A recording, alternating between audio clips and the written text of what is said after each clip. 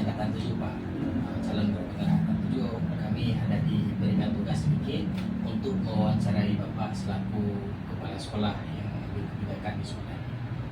Kira-kira Bapak ada waktu sebentar? Salah. Ini ada beberapa panduan pertanyaan wawancara Pak ya, insya Allah nanti akan saya tanyakan kepada Bapak. Baik Pak Wahyu, mungkin selama Bapak kepala sekolah selama ini bagaimana Bapak dapat mengidentifikasi kasus-kasus yang merupakan dilema etika dan bujukan moral yang ada di sekolah kita? Mengidentifikasi berarti ya? Iya betul Pak. Ya. Dengan karena ini sifatnya mengidentifikasi, maka kita perlunya bantuan daripada guru, dalam hal ini wakil bidang kesiswaan, kemudian juga selaku pengganti orang tua di dalam kelas yaitu wali kelas, kemudian juga ada bimpen. Nah, di situ juga kami tentu dapat mengidentifikasi anak-anak, khususnya kepada wali kelasnya, itu kan paham atau kita tahu bagaimana anak-anak itu bila terjadi ataupun bagaimana anak yang berkaitan dengan di mereka dinamika ataupun dilema tentang etika ataupun tentang yang lainnya.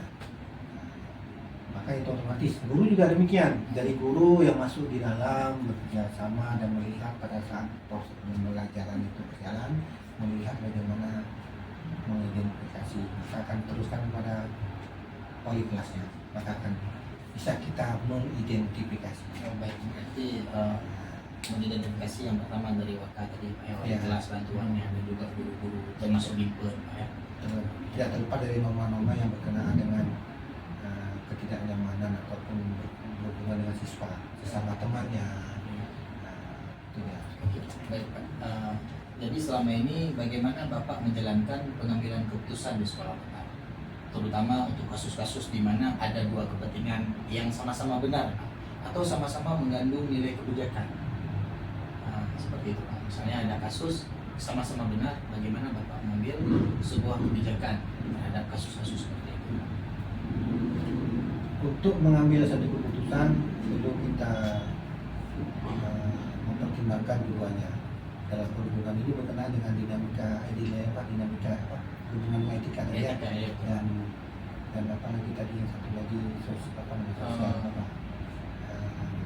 kebujukan moral Pak. kebujukan moral ya, Kebujukan moral. Dilema etika dan bujukan ya. moral. Berarti itu kita harus membuat pertimbangan melihat kedua halnya itu.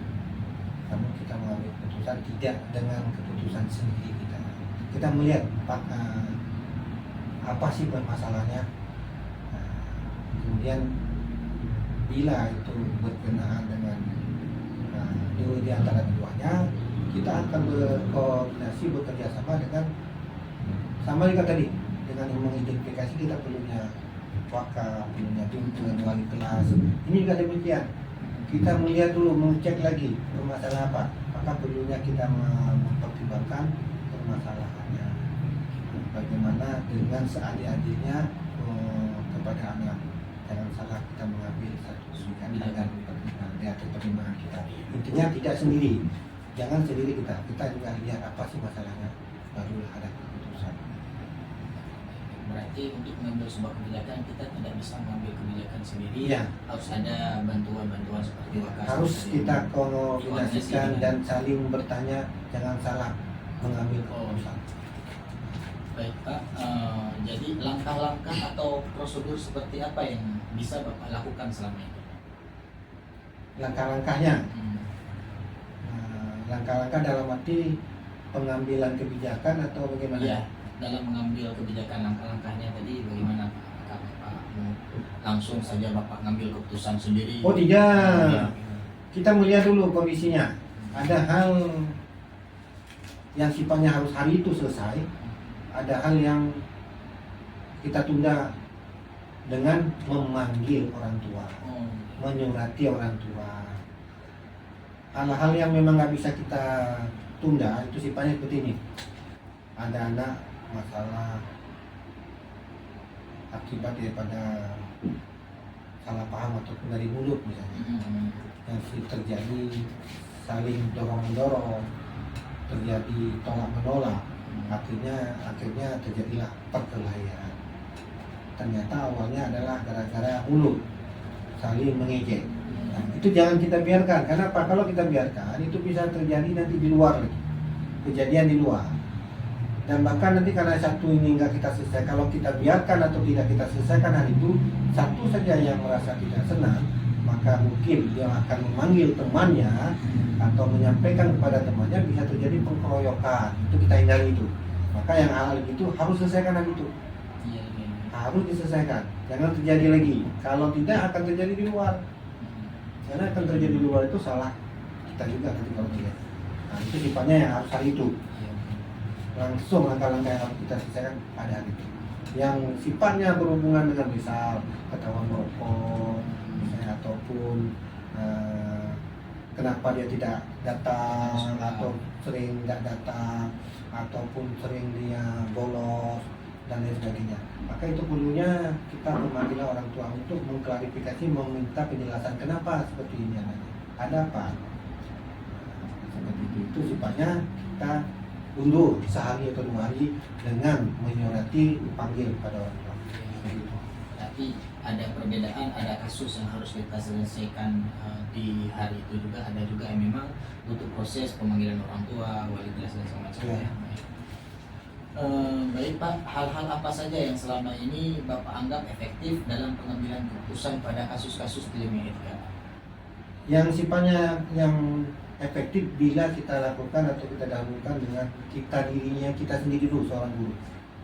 Artinya seperti ini, kita ingin melakukan dalam hal mendisiplinkan anak, atau disiplin ini disiplin dalam hal menjaga lingkungan hidup agar sekolah itu sehat. Berarti kita juga lakukan terlebih dahulu dengan diri kita sendiri. Diawali tadi Diawali diri kita sendiri. Lakukanlah itu agar anak-anak melihat kita, mengikuti kita, maka kita dahulukan dengan diri kita. Contohnya seperti ini, kita sering menyampaikan jagalah kebersihan, jagalah buanglah sampah pada tempatnya, jika lihat sampah tolong diambil. Nah, kita hanya bicara saja, nggak prakteknya nggak ada. Maka coba kita dahulukan apa yang kita sampaikan itu, oh ternyata benar. Oh ternyata apa yang disampaikan memang dilakukan. Nanti pada saat kita melihat sampah, ambil, buang pada tempatnya. Nah, jadi kita selalu kita lihat apa kita lakukan seperti itu. Kita sampaikan terus, buanglah sampah pada tempatnya, buanglah sampah. Maka lama-lama kebiasaan anak itu akan terbentuk sebagai karakter dia.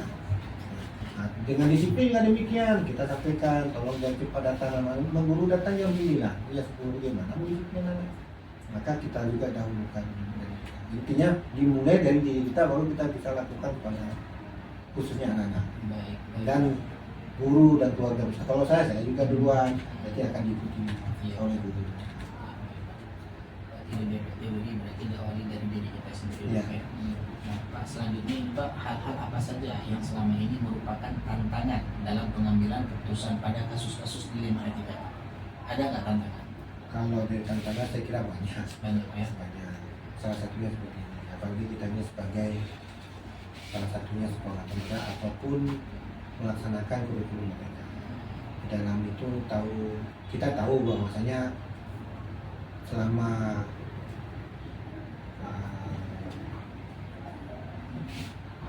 berubahnya kurikulum dari K13 ke IKM ataupun KM, itu ada yang namanya kebijakan bahwasanya sudah tidak ada lagi tidak lulus kalau Ya, kita bilang. ya, betul. Nah, sejak tahun 2020 itu tidak ada lagi yang namanya ujian nasional, baik bersifat manual ataupun bersifat komputer.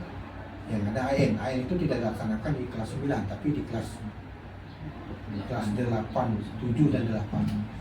Nah, di situ jelas bahwasanya tidak ada yang namanya tidak naik kelas. Naik kelas semua. Harusnya kelas Nah, tidak ada yang lulus semua. Namun dilema yang kita hadapi bagi anak-anak yang tidak mengikuti atau telah mengikuti 3 item kategori yang disampaikan di dalam aturan, bahwa bagi anak itu bisa lulus ataupun lulus lah, selesai di satu sekolah tingkat SMP khususnya, bila telah mengikuti ataupun mengikuti proses pembelajaran selama 3 tahun. Artinya dia janganlah suka-suka dia sekolah. Jangan sampai dia 6 bulan nggak datang ataupun dalam sebulan sekali, 2 kali atau seminggu sekali. Ikuti proses pembelajaran selama 3 tahun. Itu. Yang kedua, memiliki karakter atau kelakuan baik, minimal baik. Yang ketiga, telah mengikuti ujian akhir sekolah. Nah, permasalahannya tiga-tiga ini aja tidak mengikuti, berarti satu saja yang ini kan berarti tidak mengikuti. Nah, masalahnya adalah di dalam kurikulum mereka harus tidak ada yang tidak naik, tidak lulus semua. Itu khusus 11 9. Yang kelas 7 8, nah, suka-suka datang seminggu sekali, seminggu 2 kali, kadang datang itu udah loncat pagar. Bila kita naikkan itu dilema bagi teman-temannya, akan ada kecemburuan sosial. Tidak kita naikkan dilema juga, nah itu satu. Yang jadi dilema yang sangat yang saat ini ada kelas 9 itu membaca masih kurang lancar. Bagaimana dilemanya? Kenapa? Bila kita luluskan dia kurang lancar masih belum. Nah, pada saat dia melanjutkan ketika satu tinggi ke SMA atau SMK, yang menjadi masalahnya kan nanti bila dia membaca kurang, yang ditanya sekolahnya bukan anak siapa, kamu anak siapa, kamu nggak bisa baca, bukan itu yang disampaikan atau dijelaskan atau ditanyakan oleh pihak sekolah tingkat SMA, SMA ataupun SMK, sekolah mana. Jadi itu malu dikatakan. Permasalahan juga yang kelas 7 sekarang ada yang tidak bisa membaca, bahkan ada yang 2 tahun sudah nggak lulus waktu SD-nya, tapi sekarang ini ada yang nggak bisa. Itu dilema juga. Nah, kita naikkan dia belum bisa membaca. Secara logika kita, bagaimana dia bisa membaca pelajaran lain bila membaca nggak lancar atau belum bisa? Bagaimana bisa lulus dia? SD aja udah 8 tahun. Disitulah juga dilema. Itu hanya sedikit dilema, banyak lagi yang lain. Baik. Oke, selanjutnya Pak, apakah Bapak memiliki sebuah jadwal tertentu dalam sebuah penyelesaian kasus dilema etika? Ataupun apakah Bapak langsung menyelesaikannya di tempat atau memiliki sebuah jadwal untuk menyelesaikannya, bentuk atau prosedur seperti apa yang Bapak jalankan? Kita lihat juga seperti tadi, kita lihat dulu apa yang Ketika kasusnya harus diselesaikan di situ, kita selesaikan itu, kita selesaikan. Kita lihat dulu apa sih kira-kira yang harus kita selesaikan. Kalau seandainya perlu kita selesaikan dari itu, kita selesaikan. Ini kasus dilema etika sama moral, moral etika sama moral. Ada kalanya dia itu di bidang olahraga luar biasa, membaca nggak bisa. Nah, sedangkan sekolah kita di sekolah sipil, bukan kejuruan. Kalau kejuruan olahraga lain cerita. Ini secara menengah sekolah umum. Dia bisa bermain olahraga kah ataupun bidang seni kah. Ternyata yang lain dia nggak peduli. Itu juga dilema. Mana kan sebenarnya kan tidak seperti itu. Nah, itu dilema. Bahkan suka-suka nih, karena mentang-mentang dia sudah membawa nama sekolah, dia merasa hebat. Akhirnya datang suka-suka, masuk suka-suka. Katanya sudah membawa nama sekolah. Jadi itu perlu kita pembentukan karakter kepada anak. Itu juga dilema juga.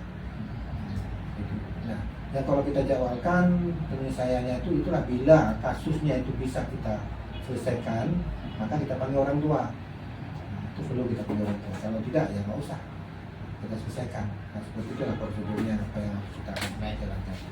Terima kasih Pak. Selanjutnya Pak, adakah seseorang atau faktor-faktor apa yang selama ini mempermudah atau membantu Bapak dalam pengambilan keputusan dalam kasus-kasus dilema etika? Nah itu tadi kita kaitkan lagi yang belakang. Yang selalu membantu saya itu para guru-guru kita, khususnya itu para wakil kurikulum, ada kuri kesiswaan, ada humas, ada sarana dan prasarana, dan juga ada bimpen, ada wali kelas, dan para senior, guru-guru senior kita. Artinya kita minta pendapat. Kesimpulannya kita tidak yang secara khusus karena seorang itu salah. Ya saya tidak begitu. Tapi kalau kita tidak bisa bekerja sendiri, nggak mungkin kita bekerja hanya satu orang. Semuanya ini lah yang telah membantu bagaimana perubahan ataupun proses bisa berjalan di SMP Negeri 1 Mambidi. Oke. Itu harus kita lakukan komunikasi dengan baik. Ini Pak yang terakhir nih Pak, dari semua hal yang telah disampaikan Pak, pembelajaran apa yang dapat Bapak petik dari pengalaman Bapak dalam mengambil keputusan di etika? Kita harus mengidentifikasi dulu kasusnya apa. Harus kita lakukan identifikasi, melihat lebih awal, kemudian kita uji apa sih permasalahannya, kemudian melihat mana yang benar. Tapi kalau kita lihat dulu, semuanya tidak ada yang salah, semuanya tidak ada yang salah, semuanya tidak benar. Kita harus lakukan satu keputusan sesuai dengan prinsip yang tidak merugikan anak-anak atau siswa. Dan jangan lupa bekerja sama dengan para guru, wakil seluruhnya, dan bimper dan wali kelas, karena kita akan bisa mengambil keputusan bila keputusan itu keputusan bersama dengan tidak merugikan anak. Baik, terima kasih banyak Bapak. Ini sudah meluangkan waktunya Pak untuk saya bisa banyak belajar dari pengalaman-pengalaman Bapak juga. Mungkin ini saja pertemuan hari ini Bapak. Terima kasih banyak atas waktunya. Oke, semoga sukses. Iya Pak. Terima kasih Pak ya. Saya izin. Selamat siang Pak Wahyu. Selamat siang. Minta maaf Pak, ini mengganggu waktu Bapak sebentar. Saya CGP Angkatan 7 Pak, calon Gubernur Angkatan 7. Kami ada diberikan tugas sedikit untuk mewawancarai Bapak selaku kepala sekolah yang mengambil kebijakan di sekolah. Kira-kira Bapak ada waktu sebentar? Insyaallah. Ini ada beberapa panduan pertanyaan wawancara Pak ya, insyaallah nanti akan saya tanyakan kepada Bapak. Baik Pak Wahyu, mungkin selama Bapak kepala sekolah selama ini bagaimana Bapak dapat mengidentifikasi kasus-kasus yang merupakan dilema etika dan rujukan moral yang ada di sekolah kita? Mengidentifikasi berarti ya? Iya betul Pak. Ya. Dengan karena ini sifatnya mengidentifikasi, maka kita perlunya bantuan daripada guru, dalam hal ini wakil bidang kesiswaan, kemudian juga selaku pengganti orang tua di dalam kelas yaitu wali kelas, kemudian juga ada bimpen. Nah, di situ juga kami membantu dapat mengidentifikasi anak-anak, khususnya kepada wali kelasnya, itu kan lebih paham atau lebih tahu bagaimana anak-anak itu bila terjadi ataupun bagaimana anak yang berkaitan dengan di dinamika ataupun dilema tentang etika ataupun tentang yang lainnya. Maka itu otomatis guru juga demikian, dari guru yang masuk di dalam bekerja sama dan melihat pada saat proses pembelajaran itu berjalan, melihat bagaimana mengidentifikasi, maka akan teruskan pada wali kelasnya, maka akan bisa kita mengidentifikasi. Baik, berarti mengidentifikasi yang pertama dari wakil tadi Pak ya, wali Ya. kelas bantuannya dan juga guru-guru termasuk bimper Pak ya. Tidak terlepas dari norma-norma yang berkenaan dengan ketidaknyamanan ataupun berhubungan dengan siswa sesama temannya. Itu ya. Baik Pak.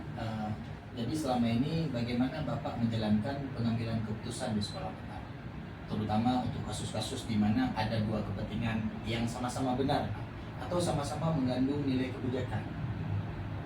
Seperti itu Pak. Misalnya ada kasus sama-sama benar, bagaimana Bapak mengambil sebuah kebijakan terhadap kasus-kasus seperti itu? Untuk mengambil satu keputusan perlu kita mempertimbangkan keduanya. Dalam hubungan ini berkenaan dengan dinamika hubungan etika ya. Dan apa lagi tadi yang satu lagi sosial apa? Kebujukan moral Pak. Kebujukan moral ya, Kebujukan moral. Jadi etika dan lingkungan. Ya. Berarti itu kita harus membuat pertimbangan melihat kedua halnya itu. Namun kita mengambil keputusan tidak dengan keputusan sendiri kita. Kita melihat apa sih permasalahannya. Kemudian bila itu berkenaan dengan di antara keduanya, kita akan berkoordinasi bekerja sama dengan sama juga tadi dengan mengidentifikasi kita perlunya wakaf, perlunya dengan wali kelas. Ini juga demikian. kita melihat dulu, mengecek lagi permasalahan apa. Maka perlunya kita mempertimbangkan permasalahannya. Bagaimana dengan seadil-adilnya kepada anak. Jangan salah kita mengambil satu kebijakan pertimbangan kita. Intinya tidak sendiri. Jangan sendiri kita juga lihat apa sih masalahnya, barulah ada keputusan. Berarti untuk mengambil sebuah kebijakan kita tidak bisa mengambil kebijakan sendiri. Iya. Harus ada bantuan-bantuan seperti wakas. Harus kita koordinasikan koordinasi dan saling bertanya, jangan salah mengambil keputusan. Baik Pak, jadi langkah-langkah atau prosedur seperti apa yang bisa Bapak lakukan selama ini? Langkah-langkahnya, Hmm. langkah-langkah dalam arti pengambilan kebijakan atau bagaimana? Ya, dalam mengambil kebijakan langkah-langkahnya tadi bagaimana Pak? Apakah Bapak mau langsung saja Bapak ngambil keputusan sendiri? Oh tidak, Ya. kita melihat dulu kondisinya. Ada hal yang sifatnya harus hari itu selesai, ada hal yang kita tunda dengan memanggil orang tua, Oh, menyurati orang tua. Hal-hal yang memang nggak bisa kita tunda itu sifatnya seperti ini. Ada anak masalah akibat daripada salah paham ataupun dari mulut misalnya, hmm. yang sering terjadi saling dorong-dorong, terjadi tolak menolak, akhirnya terjadilah perkelahian. Ternyata awalnya adalah gara-gara mulut saling mengejek. Nah, itu jangan kita biarkan. Karena apa? Kalau kita biarkan itu bisa terjadi nanti di luar lagi, kejadian di luar. Dan bahkan nanti karena satu ini nggak kita selesai, kalau kita biarkan atau tidak kita selesaikan hari itu, satu saja yang merasa tidak senang, maka mungkin dia akan memanggil temannya atau menyampaikan kepada temannya, bisa terjadi pengkeroyokan. Itu kita hindari itu. Maka yang hal itu harus selesaikan hari itu, Iya, iya. harus diselesaikan. Jangan terjadi lagi. Kalau tidak akan terjadi di luar. Karena akan terjadi di luar itu salah kita juga nanti kalau tidak. Nah itu sifatnya yang harus hari itu. Iya. Langsung langkah-langkah yang harus kita selesaikan pada hari itu. Yang sifatnya berhubungan dengan misal ketahuan merokok, misalnya ataupun kenapa dia tidak datang atau sering nggak datang ataupun sering dia bolos dan lain sebagainya. Maka itu perlunya kita memanggil orang tua untuk mengklarifikasi, meminta penjelasan kenapa seperti ini anaknya. Ada apa? Seperti itu sifatnya kita undur sehari atau 2 hari dengan menyurati panggil pada orang tua. Begitu. Tapi ada perbedaan, ada kasus yang harus kita selesaikan di hari itu juga, ada juga yang memang butuh proses pemanggilan orang tua, wali kelas dan semacamnya. Ya. Baik Pak, hal-hal apa saja yang selama ini Bapak anggap efektif dalam pengambilan keputusan pada kasus-kasus dilema etika? Yang sifatnya yang efektif bila kita lakukan atau kita dahulukan dengan kita dirinya kita sendiri dulu, seorang guru. Artinya seperti ini, kita ingin melakukan dalam hal mendisiplinkan anak, atau disiplin ini disiplin dalam hal menjaga lingkungan hidup agar sekolah sehat. Berarti kita juga lakukan terlebih dahulu dengan diri kita sendiri. Diawali dari diri. Jauhi diri kita sendiri. Lakukanlah itu agar anak-anak melihat kita, mengikuti kita, maka kita dahulukan dengan diri kita. Contohnya seperti ini, kita sering menyampaikan jagalah kebersihan, jagalah buanglah sampah pada tempatnya, jika lihat sampah tolong diambil. Nah, kita hanya bicara saja, nggak prakteknya nggak ada. Maka coba kita dahulukan apa yang kita sampaikan itu, oh ternyata benar, oh ternyata apa yang disampaikan memang dilakukan. Nanti pada saat kita melihat sampah, ambil, buang pada tempatnya. Nah, jadi kita selalu kita lihat apa kita lakukan seperti itu, kita sampaikan terus, buanglah sampah pada tempatnya, buanglah sampah. Maka lama-lama kebiasaan anak itu akan terbentuk sebagai karakter dia. Nah, dengan disiplin juga demikian, kita sampaikan tolong jangan cepat datang, guru datang jam 9, ya 10 gimana mau disiplin anak. Maka kita juga dahulukan. Intinya dimulai dari diri kita, baru kita bisa lakukan pada khususnya anak-anak. Baik. Dan guru dan keluarga besar. Kalau saya juga duluan, berarti akan diikuti oleh guru. Berarti lebih efektif berarti diawali dari diri kita sendiri. Iya. Nah, Pak, selanjutnya ini Pak, hal-hal apa saja yang selama ini merupakan tantangan dalam pengambilan keputusan pada kasus-kasus dilema etika? Ada nggak tantangan? Kalau dari tantangan saya kira banyak. Banyak ya. Banyak. Salah satunya seperti ini. Apalagi kita ini sebagai salah satunya sekolah kerja ataupun melaksanakan kurikulum mereka. Di dalam itu kita tahu bahwasanya selama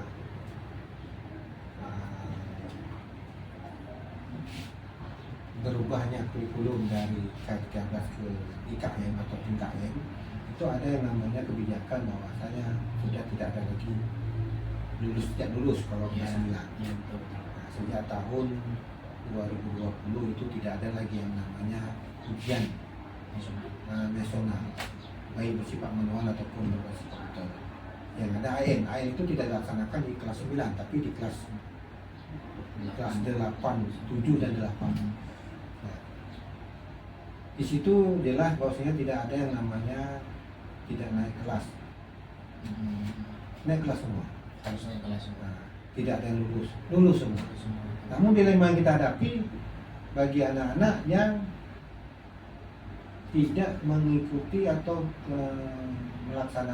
telah mengikuti 3 item kategori yang disampaikan di dalam aturan bahwa bagi anak itu bisa lulus ataupun luluslah selesai di satu sekolah tingkat SMP khususnya bila telah mengikuti ataupun mengikuti proses pembelajaran selama 3 tahun. Artinya dia janganlah suka-suka dia sekolah, jangan sampai dia 6 bulan nggak datang ataupun dalam sebulan sekali, 2 kali atau seminggu sekali.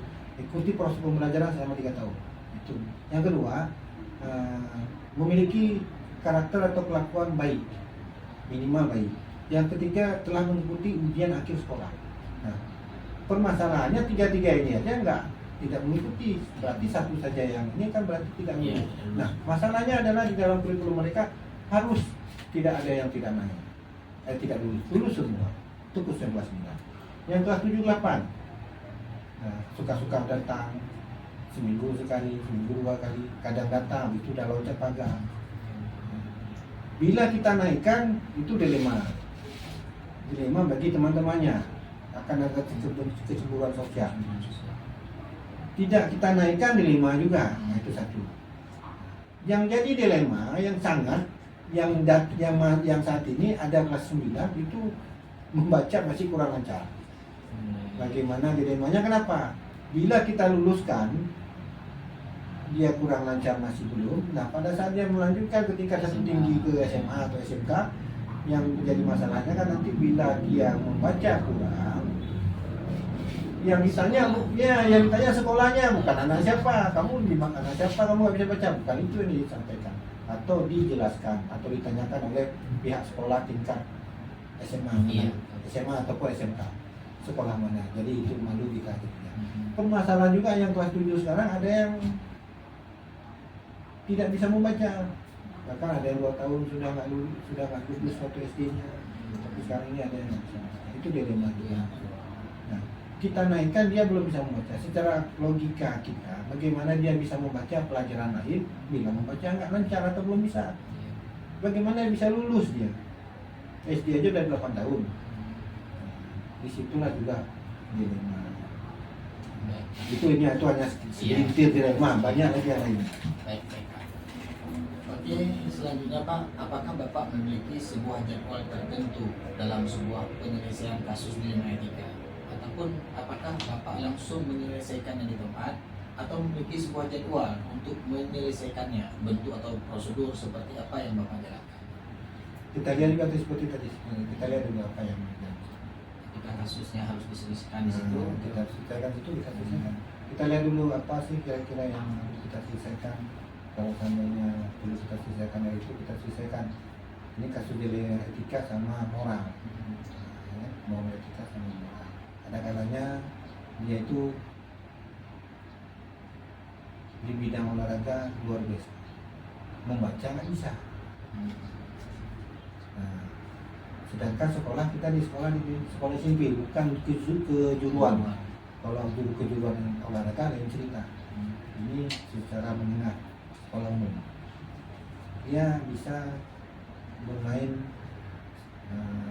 olahraga kah ataupun bidang seni kah ternyata yang lain dia nggak peduli, itu juga dilema. Mana kan sebenarnya kan tidak seperti itu. Nah, itu dilema. Bahkan suka-suka nih, karena mentang-mentang dia sudah membawa nama sekolah, dia merasa hebat. Akhirnya datang suka-suka, masuk suka-suka, kan saya sudah membawa nama sekolah. Jadi itu perlu kita pembentukan karakter kepada anak. Itu juga dilema juga. Gitu. Nah, dan kalau kita jawabkan penyelesaiannya itu itulah bila kasusnya itu bisa kita selesaikan, maka kita panggil orang tua. Nah, itu perlu kita panggil orang tua. Kalau tidak ya nggak usah kita selesaikan. Nah, seperti itulah prosedurnya apa yang harus kita jalankan. Terima kasih Pak. Selanjutnya Pak, adakah seseorang atau faktor-faktor apa yang selama ini mempermudah atau membantu Bapak dalam pengambilan keputusan dalam kasus-kasus di Lema Etika? Nah itu tadi kita kaitkan lagi yang belakang. Yang selalu membantu saya itu para guru-guru kita, khususnya itu para wakil kurikulum, ada kuri kesiswaan, ada humas, ada sarana dan prasarana, dan juga ada bimpen, ada wali kelas, dan para senior, guru-guru senior kita, artinya kita minta pendapat. Kesimpulannya kita tidak yang secara khusus karena karena seorang itu salah. Jadi saya tidak begitu. Nanti kalau kita tidak bisa bekerja sendiri, nggak mungkin kita bekerja hanya satu orang. Semuanya ini lah yang telah membantu bagaimana perubahan ataupun proses bisa berjalan di SMP Negeri 1 Mambidi. Itu harus kita lakukan komunikasi dengan baik. Ini Pak yang terakhir nih Pak, dari semua hal yang telah disampaikan Pak, pembelajaran apa yang dapat Bapak petik dari pengalaman Bapak dalam mengambil keputusan di Lema Etika? Kita harus mengidentifikasi dulu kasusnya apa. Harus kita lakukan identifikasi, melihat dari awal, kemudian kita uji apa sih permasalahannya, kemudian melihat mana yang benar. Tapi kalau kita lihat dulu, semuanya tidak ada yang salah, semuanya tidak ada yang salah, semuanya tidak benar. Kita harus lakukan satu keputusan sesuai dengan prinsip yang tidak merugikan anak-anak atau siswa. Dan jangan lupa bekerja sama dengan para guru, wakil seluruhnya, dan bimpen dan wali kelas, karena kita akan bisa mengambil keputusan bila keputusan itu keputusan besar yang tidak merugikan anak. Baik, terima kasih banyak Bapak. Ini sudah meluangkan waktunya Pak untuk saya bisa banyak belajar dari pengalaman-pengalaman Bapak juga. Mungkin ini saja pertemuan hari ini Bapak. Terima kasih banyak atas waktunya. Oke, semoga sukses. Iya Pak. Terima kasih Pak ya. Saya izin.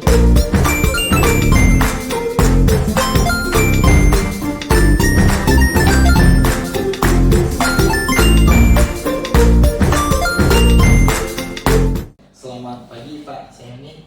Ya, tadi. Alhamdulillah nih Pak, saya mohon maaf. Saya Kafkawi CGP Hadapan 7 dari Kabupaten Aceh Daya. Pada kesempatan hari ini saya ingin meminta untuk Bapak sedikit untuk mewawancarai Pak tentang dilema etika dan rujukan moral. Apakah Bapak ada waktu? Insya Allah ada. Apa namanya? Untuk sementara diberikan waktu untuk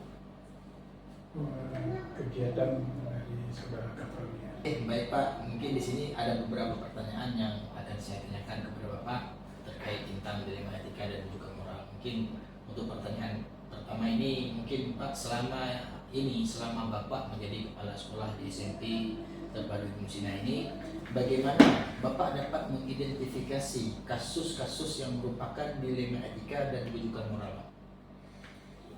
Ya, baik. Mungkin yang namanya lembaga pendidikan ya, tidak mesti di SMP Musina saja, juga di SMP lain mungkin hampir sama. Yang namanya dilema etika atau rujukan moral itu pasti ada yang jadi ada yang menganggap dirinya benar dan juga di pihak lain juga menganggap benar. Maka dengan hal-hal demikian tentu kita selaku pimpinan atau kepala sekolah itu tidaklah semata-mata menerima laporan dari satu pihak. Misalnya ada guru yang mengatakan si A tidak benar, si B tidak benar. Jadi kita sebagai kepala sekolah, ya kita harus meng-cross check, harus mengklarifikasi, kita panggil nanti orang-orangnya, kita tanya permasalahan-permasalahannya apa. Jadi kita klarifikasi langsunglah kepada yang bersangkutan, kita tanya secara pribadi. Jadi kita cari solusinya dan juga dengan tidak menjatuhkan orang-orang yang lain. Jadi karena kita sama-sama di sini untuk membangun komunikasi dan juga untuk melancarkan pendidikan di SMP Ibnu Sina. Nah, jadi dalam mengambil suatu keputusan dalam hal dilema etika dan atau rujukan moral, tentu kita tidak bisa mengambil satu pihak dari pihak yang benar saja, dan juga kita harus melihat konteks tentang permasalahan-permasalahan yang ada. Jadi kita meminimalisir potensi negatif terhadap keputusan-keputusan yang kita ambil. Mungkin itu.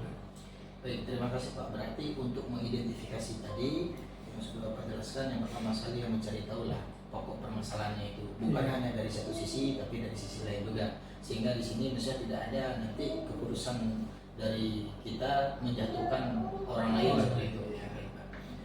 Jadi Pak, selama ini Pak, selama Bapak menjadi kepala sekolah di sini, bagaimana Bapak menjalankan pengambilan keputusan di sekolah Bapak? Terutama untuk kasus-kasus di mana ada dua kepentingan yang sama-sama benar atau sama-sama mengandung nilai kebijakan di situ. Ya. Jadi kita di sini dibantu dengan waka-waka, kemudian ada wali kelas, ada juga guru bimbel. Jadi untuk melakukan keputusan itu, kami di sini sering kita berkomunikasi, mengajak waka-waka atau wakil kepala sekolah membahas masalah-masalah yang atau kasus-kasus yang muncul di tempat kita. Jadi dalam mengambil keputusan itu tentu kita bermufakat dengan wakil kepala sekolah, dengan wali kelas dan juga dengan guru bimbel. Sehingga dalam pengambilan keputusan pada SMP Ibnu Sina ini juga sering kita juga libatkan pihak-pihak guru-guru ataupun bahkan kita libatkan komite sekolah dalam mengambil suatu keputusan untuk memajukan SMP Ibnu Sina ini. Berarti cara Bapak menjalankan pengambilan keputusan, Bapak tidak mengambil sendiri keputusan itu, tapi dengan cara berkomunikasi dengan waka-waka juga. Kalau memang perlu dilibatkan komite, kita libatkan komite. Baik Pak, ini selanjutnya langkah-langkah atau prosedur seperti apa yang bisa Bapak lakukan, yang biasa Bapak lakukan selama ini? Ya, prosedur yang saya lakukan untuk menentukan kasus tersebut, ya mungkin kita berkonsekuensi dengan job atau unit kerja. Jadi dalam melakukan koordinasi, kita juga menjalin komunikasi dengan unsur-unsur terkait dalam unit kerja kita di SMP Ibnu Sina ini. Jadi unsur-unsur terkait itu baik dalam pihak internal kita maupun juga dengan pihak eksternal kita. Yang tujuannya adalah semua langkah-langkah yang kita lakukan tentu juga untuk memajukan bagaimana SMP Ibnu Sina ini bisa berkembang untuk ke depannya. Berarti langkah-langkah prosedur itu tidak lepas daripada komunikasi dengan baik di internal maupun di eksternal. Iya. Baik Pak, selanjutnya hal-hal apa saja yang selama ini Bapak anggap efektif dalam pengambilan keputusan pada kasus-kasus dilema etika? Ya, dalam yang paling efektif dalam pengambilan keputusan ini yang selama ini yang sudah kami lakukan, yaitu tidak terlepas dari kebersamaan dan juga komunikasi dengan unsur-unsur pimpinan, terutama untuk dapat memperkaya referensi kita dalam mengambil keputusan. Kemudian juga dengan adanya kerjasama dengan pihak-pihak pimpinan di SMP Ibnu Sina ini, tentu dalam memutuskan kasus dilema etika ini tidak ada lah yang dirugikan. Selanjutnya nih, hal-hal apa saja yang selama ini Bapak anggap efektif dalam pengambilan keputusan pada kasus-kasus dilema etika ini? Ya, kalau selama ini mungkin hal-hal yang sangat efektif dalam pengambilan keputusan itu yang menjalin kebersamaan dan juga komunikasi dengan unsur-unsur pimpinan, terutama yang untuk memperkaya referensi kita dalam memutuskan kasus dilema etika. Jadi yang sangat efektif itu ya kerjasama dan juga saling berkomunikasi. Berarti kerjasama dan saling berkomunikasi ya, yang paling efektif ya. Baik, selanjutnya nih Pak, hal-hal apa saja nih yang selama ini merupakan tantangan dalam pengambilan sebuah keputusan pada kasus-kasus dilema etika? Ya, tantangannya mungkin ada pihak-pihak dalam melihat keputusan yang kita ambil itu mungkin merasa kecewa dengan hal itu. Tapi kekecewaan itu kita juga berusaha untuk meminimalisir, sehingga begitu dia jalankan keputusannya, begitu dia pahami, mungkin itu akan hilang sendirinya. Berarti memang tantangannya mungkin dari kebijakan kita, dari keputusan kita. Jadi ada satu pihak yang merasa kecewa, tapi semakin hari mungkin kekecewaannya ini bisa diterima dengan Selanjutnya nih Pak, apakah Bapak memiliki sebuah jadwal tertentu dalam sebuah penyelesaian kasus dilema etika ini? Ataupun apakah Bapak langsung menyelesaikan sebuah kasus itu langsung di tempat itu? Atau memiliki sebuah jadwal untuk menyelesaikannya, bentuk atau prosedur seperti apa yang biasanya Bapak lakukan dalam menentukan itu? Nah, kalau jadwal tertentu itu tidak ada. Tidak ada jadwal tertentu. Karena kita lihat kasusnya itu mungkin secara substansi dan juga secara urgensinya dari kasus itu. Jadi begitu ada kasus, langsung kita menyelesaikan permasalahannya. Karena kami berprinsip seperti ini, untuk menyelesaikan permasalahan itu semakin cepat maka akan semakin baik dalam rangka menjaga harmonisasi dalam lingkungan kerja. Berarti ini tidak ada jadwal tertentu, misalnya ada sebuah kasus harus kita jadwalkan ini bulan depan lah harus selesai, enggak seperti itu ya? Tidak ada. Begitu ada masalah langsung kita selesaikan, tidak perlu kita menunggu harus minggu depan, harus bulan depan. Baik Bapak, selanjutnya adakah seseorang Pak atau faktor-faktor apa yang selama ini mempermudah atau membantu Bapak dalam mengambil sebuah keputusan dalam kasus-kasus dilema etika Pak? Kalau seseorang atau faktor-faktor yang khusus itu ya, tidak ada yang khusus. Akan tetapi kita juga melibatkan unsur-unsur internal sekolah dalam membantu untuk menyelesaikan masalah. Tujuannya adalah untuk memperkaya referensi dan juga informasi. Jadi yang khusus itu seseorang atau faktor-faktor yang khusus itu tidak ada. Ya, berarti hanya melibatkan unsur-unsur sekolah seperti waka tadi. Iya, seperti waka, wali kelas. Ya, baik Pak. Baik Bapak, ini ada pertanyaan terakhir nih Pak. Dari semua hal yang telah Bapak sampaikan, pembelajaran apa yang dapat Bapak petik dari pengalaman Bapak dalam mengambil sebuah keputusan dilema etika ini Pak? Ya, kalau kita bicara pengalaman, ya, mungkin yang dapat kita ambil pelajarannya, yang pertama kalau kami pribadi itu yang memahami konteks permasalahan. Nah, kemudian kedua, ya, koordinasi dan komunikasi itu sangat penting.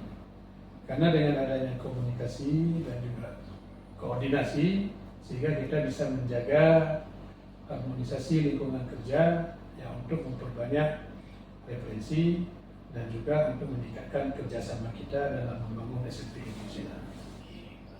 Terima kasih banyak nih Pak.